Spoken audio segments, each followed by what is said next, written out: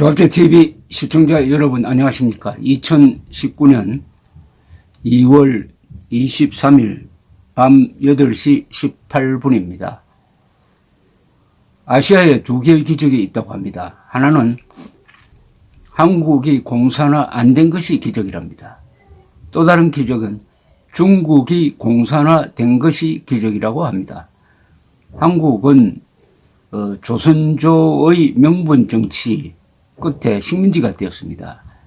식민지에서 독립운동이 일어날 때는 보통 좌익이 주도합니다. 그런데 한국은 그렇지 않았습니다.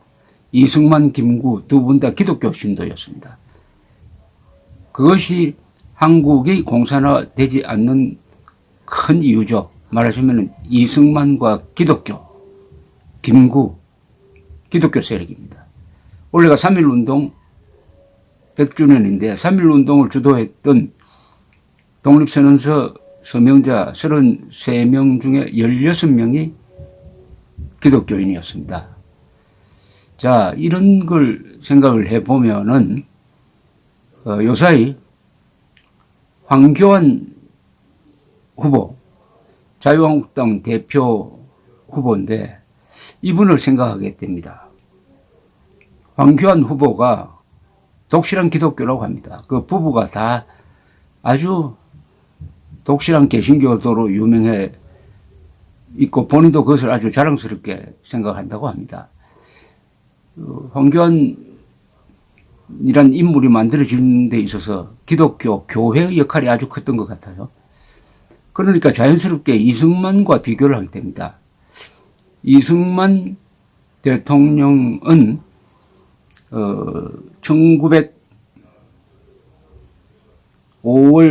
1948년 5월 31일 재헌국회 개원식에서 최연장자로서 임시국회의장을 맡아서 첫 마디가 이렇습니다. 대한민국 독립민주국 제1차 회의를 여기서 열게 된 것을 우리가 하나님에게 감사해야 할 것입니다. 종교사상 무엇을 가지고 있든지 누구나 오늘을 당해가지고 사람의 힘으로만 된 것이라고 우리가 자랑할 수는 없을 것입니다. 그러므로 하나님에게 감사를 드리지 않을 수 없습니다. 나는 먼저 우리가 다 성심으로 일어서서 하나님에게 감사를 드릴 터인데 이윤영 의원 나오셔서 간단한 말씀으로 하나님에게 기도를 올려주시기 바랍니다. 이렇게 해서 대한민국의 출발점이 되는 재헌국회, 헌법을 만든 재헌국회의 첫 공문서 문장이 기도입니다. 기도. 대한민국은 기도로서 세워진 나라라고 해도 지나친 말이 아닐 것입니다. 이승만 대통령이 기독교인이 된 것은 이분이 과거 시험에 여러 번 낙방을 하고 나서 좌절을 하고 있을 때 배제학당에 다니게 됐습니다. 친구의 권유로. 배제학당에서 선교사를 만났습니다. 미국인 선교사를 만나서 기독교와 접하게 되었습니다. 그것이 계기가 되었고 고종을 타도하는 쿠데타를 모의했다고 해서 감옥에 가서 5년 몇 개월 동안 감옥 생활을 하면서 거기서 진정한 기독교인으로 거듭 태어났습니다. 그리고 그런 선교사들의 도움으로 미국에 유학을 가서 미국의 하버드, 프린스톤을 다니면서 또다시 기독교 정신의 뿌리를 맛보게 되었습니다. 하버드는 원래 17세기에 미국으로 온 사람들이 영국의 대학, 캠브리지 대학을 모델로 해서 만든 것인데 원래 신학대학으로 출발을 했습니다. 목사 양성기관으로 출발했습니다. 이승만 대통령이 박사학위를 받았던 프린스톤은 스코틀랜드의 장로교인들이 만든 대학입니다. 자유를 신조로 하는 그런 대학에서 이분이 박사학위를 받았습니다. 그런데 참 희한한 게 있습니다. 이승만보다 더 기독교적 집안에서 난 사람이 바로 김일성입니다. 이 김일성이는 그 집안이 이렇습니다. 김일성의 아버지 김형직, 김형직은 1911년 미국의 기독교 단체가 만든 미션스쿨 숭실중학교에 입학하였습니다. 어머니 강반석은, 김일성의 어머니 강반석은 창덕학교 교장 강돈욱 장로입니다. 장로의 둘째 딸이었습니다. 반석이라는 이름은 성경에 베드로죠. 베드로가 반석으로 되어 있습니다. 강반석은 고향인 칠골교회의 집사로 봉직했다고 합니다. 그래서 김일성은 어린 시절 어머니를 따라 매주 교회에 나갔습니다. 먼저 이승만보다 오히려 더 독실한 기독교 신도였는데 운명이 어떻게 바뀌느냐. 이승만은 미국으로 갔고 김일성은 만주로 가서 공산주의와 만나고 말았습니다. 그래야 해서 최악의 이 공산 독재 전체주의 정권인 북한 정권을 만들었는데, 여기 보면 북한 노동당 정권에서 제일 중요하게 생각하는 게 유일사상 10대 원칙이라는 게 있습니다. 이것은 기독교 10계명과 비슷하다고 합니다. 자, 그러니까 기독교적 뿌리에서 자라서 한 사람은 미국 가서 자유민주주의와 만나고 한 사람은 공산주의와 만나버리고 말았습니다. 그렇게 해서 운명이 바뀐 거죠. 대한민국이 공산화 안 된 것은 바로 이런 이승만과 기독교와의 관계 속에서 이렇게 된 것이죠. 이 대한민국의 기독교는 지금 한국의 주류 종교라고 부를 수도 있겠습니다. 가톨릭하고 합치면은 우리나라 국민 중에서 기독교가 제일 많습니다. 그리고 역사적 역할이 있습니다. 역사적 역할. 이 개화기 이후만 보면은 기독교는 이런 역할을 했죠. 주로 미국을 통해서 건너온 이 장로교, 감리교, 이런 분들이 만든 교회가 첫째, 학교를 만들었습니다. 병원을 만들었습니다. 그리고 교회를 통해서 국민들을 교육하기 시작했습니다. 교육을 할 때 제일 먼저 심어준 것이 인간 생명의 소중함, 개인들의 인권이 얼마나 소중하냐 하는 것을 심어주었습니다. 민주주의 기초를 심어준 것이죠. 그것이 바로 3.1운동과 연결되죠. 3.1운동의 주력 세력이 기독교와 개신교와 천도교였습니다. 천도교. 자, 여기서 끝나지 않았습니다. 건국을 준비하는 독립운동 때도 바로 이승만, 김구라는 기독교 집안에서 나온 두 독립투사가 주도를 했습니다. 그래서 독립운동이 공산주의자가 주도하는 쪽으로 가지 않았습니다. 우리는 독립운동 자체가 자유민주주의였어요. 상해 임시정부가. 그러니까 자연스럽게 건국도 자유민주주의 시장경제를 기반으로 할 수가 있었습니다. 이게 뿌리가 다 기독교에서 나온 거죠. 그 다음에 반공수전. 잘 아시겠지만 6.25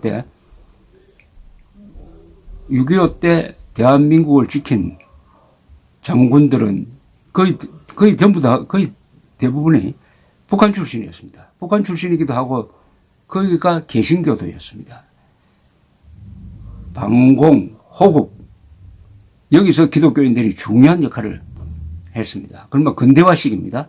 산업화 시기 때는 또 기독교가 어떤 역할을 했느냐. 열심히 돈을 벌어가지고 세금을 내고 교회에 11조를 내고 해서 봉사하는 것이 하나님을 기쁘게 하는 것이다. 즉 돈을 열심히 버는 것이 하나님을 기쁘게 하는 것이다 라고 하는 이 프로테스탄트의 직업 윤리가 확산되어서 열심히 일하는 원동력이 되게 되었습니다. 민주화 운동 시기에는 또 기독교나 성당이 한 축을 이루었습니다. 이제 나머지가 한국 기독교의 남은 과제가 통일입니다. 지금도 탈북자, 북한 인권 문제에 우리나라의 기독교가 앞장서고 있는 것은 잘 아실 것이라고 생각합니다. 이 황교안 씨를 생각하게 되는 것은 자꾸 이승만과 이렇게 겹치기 때문입니다. 이 공산주의자와 싸우는 세력을 보면은 결국은 기독교적 신념을 가진 자유민주주의자가 이깁니다. 또 이슬람적 신념을 가진 회교 세력이 또 공산주의를 이깁니다.